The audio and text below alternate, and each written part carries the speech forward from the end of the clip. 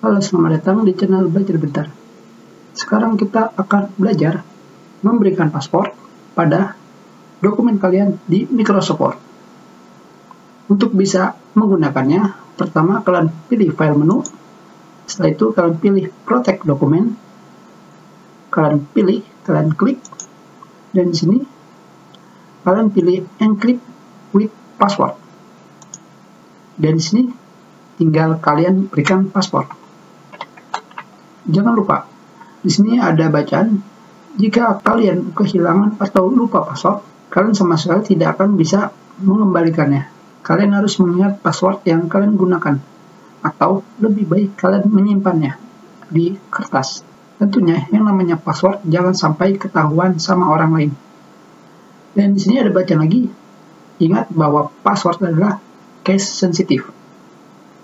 Dengan kata lain, misalkan kalian memberikan passwordnya seperti misalkan B besar atau A besar, semuanya itu harus sama.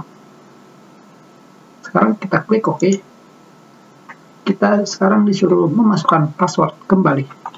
Kita memasukkan password yang sama. Dan sekarang dokumen kita sudah terlindungi oleh password. Sekarang kita pilih save. Dan sekarang kita buka. Dan sekarang dokumen kita sudah dilindungi oleh password. Kita buka lagi. Dan untuk menghapus passwordnya, kalian pilih file.